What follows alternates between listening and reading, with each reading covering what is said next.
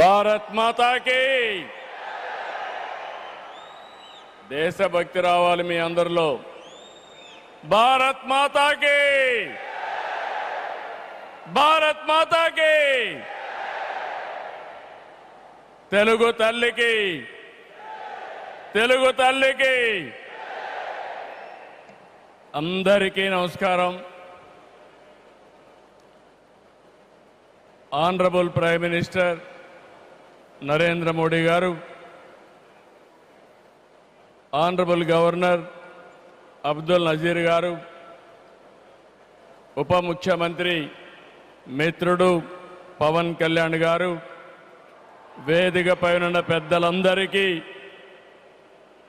ఈరోజు Alluri Sitaramaraju international airport సందర్భంగా ఉత్తరాంధ్ర ప్రజలందరికీ ముందుగా శుభాకాంక్షలు. ఉత్తరాంధ్రలో కొత్త చరిత్రకు నాంది పలికేలా ఎయిర్పోర్ట్ నిర్మాణానికి సహకరించిన రైతులందరికీ ముందుగా పాదాభివందనం చేస్తున్నాను. మీరు కేవలం భూములు మాత్రమే ఇవ్వలేదు, ఉత్తరాంధ్రకు బంగారు భవిష్యత్తు ఇచ్చారు. నేడు ఉత్తరాంధ్రకి ఇంటర్నేషనల్ ఎయిర్పోర్ట్ వచ్చింది. ఉత్తరాంధ్రకి అంతర్జాతీయ ఐటీ దిగ్గజం గూగుల్ వచ్చింది. ఉత్తరాంధ్రకి ప్రపంచ స్థాయి స్టీల్ కంపెనీ ఆర్సీఆర్ మిత్తల్ వచ్చింది. ఇంకా ఎన్నెన్నో. ఇవన్నీ ఎలా వచ్చాయి? ఒక్కసారి మీరు ఆలోచించుకోవాల్సిన అవసరం ఉంది. 2 ఏళ్ల క్రితం విధ్వంసమైన రాష్ట్రం. ఆ రోజు నేను, పవన్ కళ్యాణ్ గారు, నరేంద్ర మోడీ గారి నాయకత్వంలో మీ అందరికీ ఒక హామీ ఇచ్చాం. రాష్ట్రాన్ని పునర్నిర్మాణం చేస్తామన్నాం, నిలబెట్టుకున్నాం. మోడీ గారి చేతుల మీదుగా ప్రారంభించుకున్న ఎయిర్పోర్టు ఉత్తరాంధ్రకు ఒక మణిహారం. నేను అందుకే పదే పదే చెప్తున్నాను, ఉత్తరాంధ్ర కళకు రెక్కలొచ్చాయి. ఎర్ర బస్సు రాదన్నారు, ఎయిర్ బస్సు వచ్చింది. అవహేళన చేసిన వాళ్ళు అడ్రస్ లేకుండా పోయే పరిస్థితికి వచ్చారు. ఆ రోజు ఎన్నో ఈ ప్రాంత ఆశలని, ఆకాంక్షల్ని తక్కువ చేశారు, అడ్డుపడ్డారు. అన్ని అధిగమించాం. అద్భుతమైన ఎయిర్పోర్ట్ ఈరోజు నిర్మాణం అయిందంటే ఇది ఉత్తరాంధ్రకి గర్వ కారణమని మరొకసారి విజ్ఞప్తి చేస్తున్నాను. కొత్త ఎయిర్పోర్టు మన్యం వీరుడు అల్లూరి సీతారామరాజు పేరు పెట్టుకున్నాం. పేరు తలుచుకుంటేనే గుండె ఉప్పొంగుతుంది. గిరిజనులతో కలిసి ఆయన చేసిన స్వాతంత్ర పోరాటం దేశం ఎప్పటికీ మరిచిపోదు. ఉత్తరాంధ్ర శక్తికి నిదర్శనం ఈ ఎయిర్పోర్టు. ఎందుకంటే ఈ ఎయిర్పోర్ట్ నిర్మించింది ఎవరో కాదు, ఉత్తరాంధ్ర వాసి జిఎంఆర్, ఈ ప్రాంత వాసి. ఇంకొక పక్క దీనికి తొలుగు అడుగు వేసిన అశోక్ గజపతి రాజు ఇక్కడి వారే. ఏవియేషన్ మంత్రిగా నిర్మాణం పూర్తి చేసే బాధ్యత తీసుకున్న రామ్మోహన్ నాయుడుది కూడా ఉత్తరాంధ్రనే. ఇది ఉత్తరాంధ్ర సత్తా అని మరొక్కసారి మీ అందరికీ విజ్ఞప్తి చేస్తున్నాను. ఈరోజు ఉత్తరాంధ్ర దశ దిశ మార్చి కీలక ప్రాజెక్టు ప్రారంభానికి వచ్చిన మోడీ గారికి మనస్ఫూర్తిగా ధన్యవాదాలు. ఈరోజు మనందరం గుర్తుపెట్టుకోవాలి, వెంటిలేటర్ పైనున్న ఆంధ్రప్రదేశ్కి ఆక్సిజన్ ఇచ్చి ఈరోజు నిలబెట్టిన వ్యక్తి నరేంద్ర మోడీ గారు. నేను మిమ్మల్ని అడుగుతున్నా, ఆంధ్రుల సెంటిమెంట్, విశాఖ ఉక్కు నిలబెట్టింది ఎవరని గట్టిగా మీరు చెప్పాల్సిన బాధ్యత మీ పైన ఉంది. ఎవరు? ఎవరు? విశాఖ రైల్వే జోన్ మంజూరు చేసి విభజన హామీని నెరవేర్చింది ఎవరు? పోలవరానికి సాయం చేసి గాడిన పెట్టింది ఎవరు? రాజధానికి నిధులిచ్చి పనులు పునఃప్రారంభించిన వ్యక్తి ఎవరు? 2027 భోగాపురంలో చెప్తున్నాను, పోలవరాన్ని పూర్తి చేసి మన ప్రధాని చేతుల మీద జాతికి అంకితం చేస్తామని హామీ ఇస్తున్నాం. 2028 అమరావతి మొదటి దశ పనులన్నీ పూర్తి చేసి మన ప్రధానమంత్రి నరేంద్ర మోడీ గారి చేతుల మీదుగా ప్రారంభిస్తామని మీ అందరికీ హామీ ఇస్తున్నాను. దీనికి మనందరం థ్యాంక్స్ చెప్పాలనా లేదా అని అడుగుతున్నా. చెప్పాలనా లేదా అని అడుగుతున్నా. థ్యాంక్ యూ, థ్యాంక్ యూ, ధన్యవాదాలు, ధన్యవాదాలు. ఏఎస్ఆర్ ఎయిర్పోర్టు 2703 ఎకరాలు, 5641 కోట్ల రూపాయలు అద్భుతంగా వచ్చింది. ఎయిర్పోర్టుని ఫ్లయింగ్ ఫిష్ ఆకారం నిర్మించారు. మన తీర ప్రాంతాన్ని ఇది గుర్తు చేస్తుంది. అటు సముద్రం, ఇటు పచ్చని కొండల మధ్య విమాన ప్రయాణమే కొత్త అనుభూతిని తీసుకొస్తుంది. నేను చాలా విమానాశ్రయాలు చూశాను, కానీ భోగాపురం ఒక ప్రత్యేకమైన ఎయిర్పోర్ట్ అని మరొకసారి మీకు విజ్ఞప్తి చేస్తున్నా. ఎయిర్పోర్ట్లో అడుగడుగున తెలుగు కళలు, సంస్కృతి కనిపిస్తున్నాయి. తెలుగు ముగ్గులు, ఏటి కొప్పాక బొమ్మలు, కూచిపూడి నృత్యం, తోలు బొమ్మలాట, బొబ్బలి వీణ, నాదస్వరం, లేపాక్ష నంది వంటివి ప్రతిబింబించేలాగా తీర్చిదిద్దారు.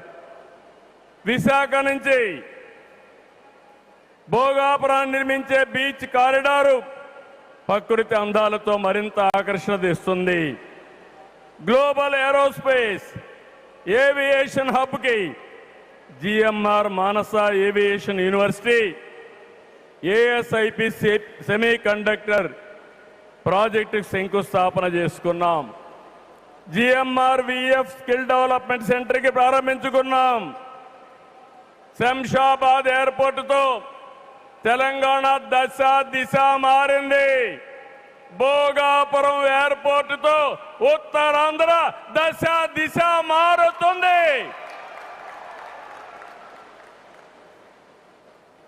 2015లో ఆనాడు ప్రధానమంత్రిగా ఉన్న నరేంద్ర మోడీ గారి నాయకత్వంలో ప్రకటన చేశాం. 19లో అనుమతులు తెచ్చి శంకుస్థాపన చేశాం. భోగాపురానికి నాడు కొబ్బరికాయ కొట్టింది మనమే, నేడు గుమ్మడికాయ కట్టింది మనమే. గుర్తుపెట్టుకోమని కోరుతున్నాను. ఈ 2 ఏళ్లలో ప్రధానమంత్రి గారి సహకారంతో ఉత్తరాంధ్రలో 189 ప్రాజెక్టులకు సంబంధించి 6,13,00,000 పెట్టుబడులు. ఇవి పూర్తయితే 5,57,000 మందికి ఉద్యోగాలు వస్తాయని మీ అందరికీ విజ్ఞప్తి చేస్తున్నా.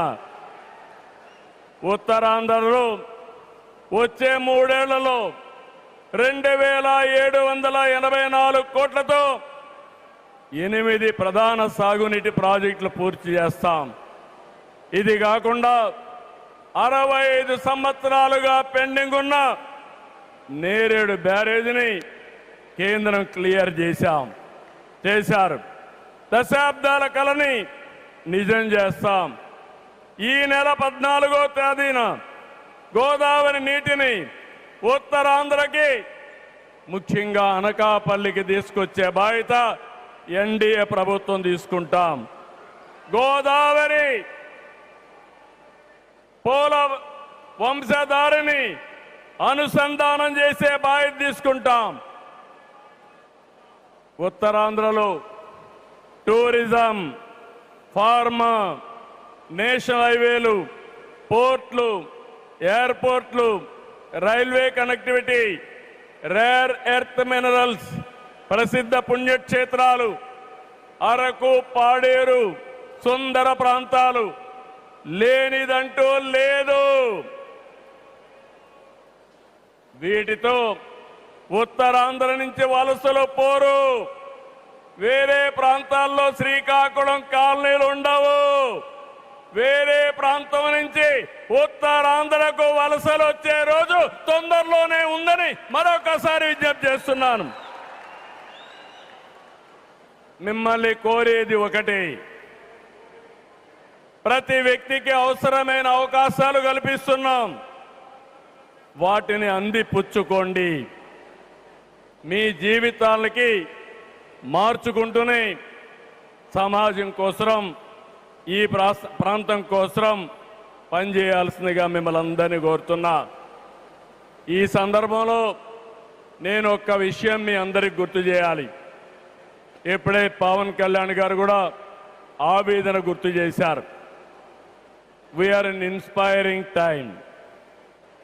PM Saab, Modi Saab, I am telling you with my heart. We are in inspiring time. The world has moved from IT to AI. The right knowledge is available.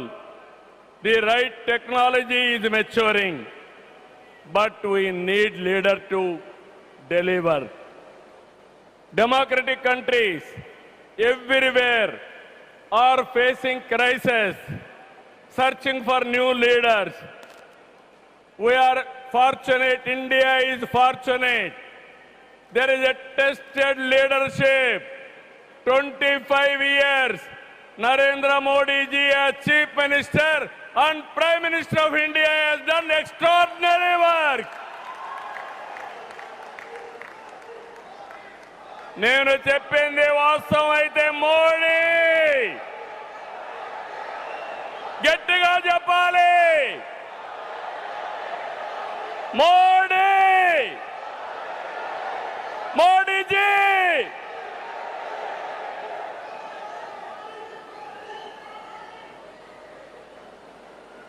is the only one leader in the democratic world with the knowledge, the technology and the ability to carry 144 crore people and make this nation forward. For the last 12 years, all of us have to compare tremendous track record, digital public infrastructure. Today I can say proudly, world largest transactions, digital transactions are happening not in America, not in China, but in India. That is the credit Narendra Modi ji has done. Financial inclusion, Jan Dhan. Yes, Modi. Louder. Second, financial inclusion. Ordinary man, JAM. It is a historical moment. Without corruption, any benefit, he is going to the last mile, that is DBT. Nowhere in the world, in India it has been established. Infrastructure, You have seen Bhogapuram. Like this, so many airports. National highways, I can say proudly, nowhere in the world our national highways can beat. Railways, yesterday, high-speed trains are coming. And also, green hydrogen train has come in India. First time, that is what Narendra Modi ji. Ports, metros, green energy. Nobody dreamt 500 gigawatts of green energy. Surya Ghar. And also, he promoted green energy like anything. GST is a breakthrough reform.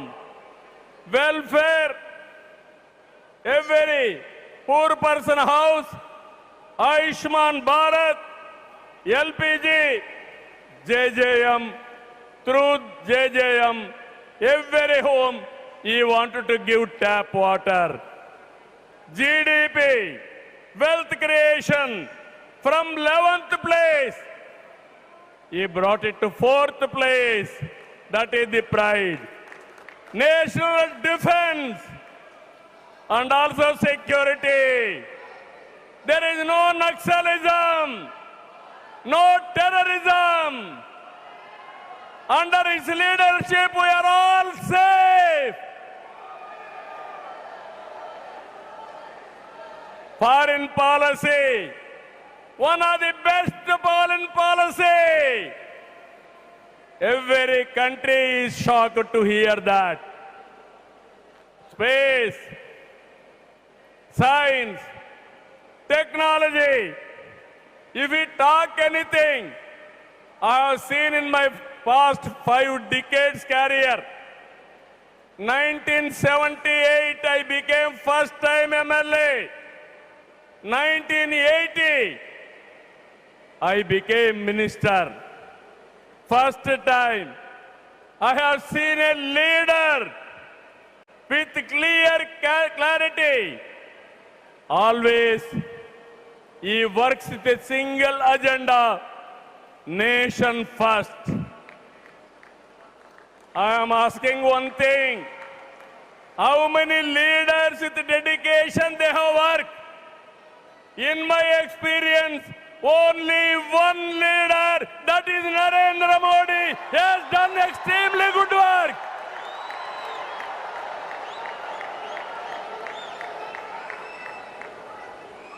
He is having a clarity. Vikasit Bharat 2047. There are external factors. Somewhere, somewhere, in India there is a problem of LPG. This year, environmental imbalance,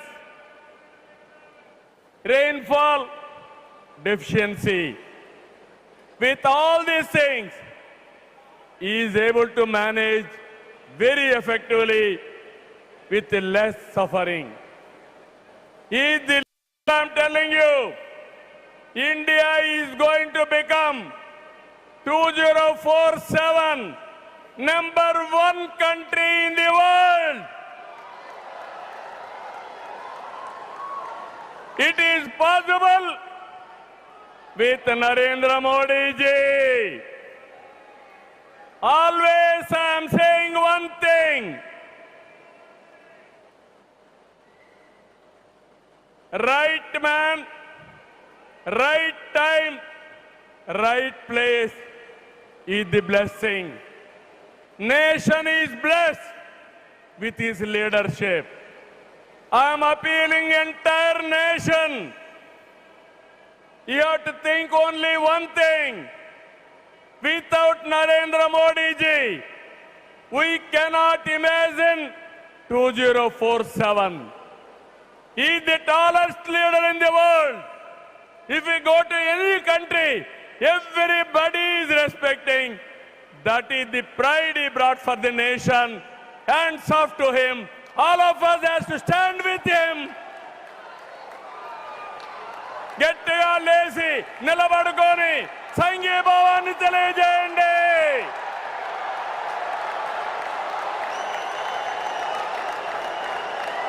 గట్టిగా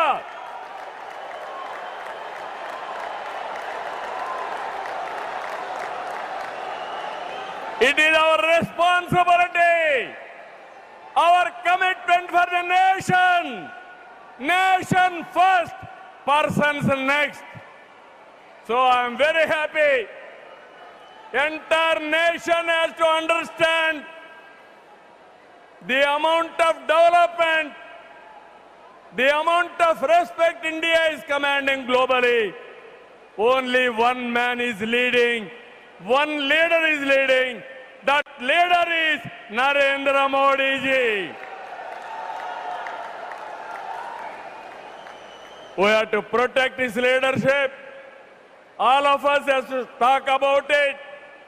Those who are criticizing him, they have to understand what they have contributed for this nation. He has done for the last 25 years extraordinary work. So with this, భారతదేశాన్ని number 1 గా నిలబెట్టే శక్తి నరేంద్ర మోడీ గారికి ఉంది. తెలుగు జాతి చరిత్ర సృష్టించే శక్తి మనకుంది. అల్లూరి సీతారామరాజు స్ఫూర్తితో ఐక్యంగా అడుగేద్దాం. అటు కేంద్రం ఇటు రాష్ట్రం కలిసి ముందుకెళ్దాం.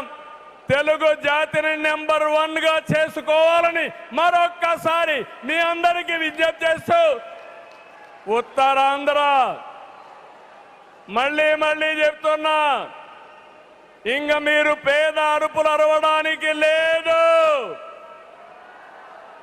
ఉత్తరాంధ్ర ఉత్తమ ఆంధ్ర, నెంబర్ 1 ఆంధ్ర, నెంబర్ 1 ప్రపంచంలో దేశం రావాలి. విత్ దిస్ మరొకసారి మీ ఉత్సాహం చూశాను, మీ కమిట్మెంట్ చూశాను. ఇక్కడ ఎంతమంది ఉన్నారో ఎంతమంది బయటనున్నారు. ఈ రోజే మన గిరిజన పిల్లలు దింసా డాన్స్ చేసి గిన్నీస్ రికార్డు తెప్పించారు, వరల్డ్ బుక్ ఆఫ్ రికార్డ్స్ తెప్పించారు. వాళ్ళందరినీ అభినందిస్తూ మనస్ఫూర్తిగా ఈ కార్యక్రమాన్ని జయప్రదం చేసిన మిమ్మల్ని అందరినీ అభినందిస్తూ ధన్యవాదాలు తెలియజేసుకుంటూ సెలవు తీసుకుంటున్నాను. జై భారత్, జై తెలుగు తల్లి, జై హింద్.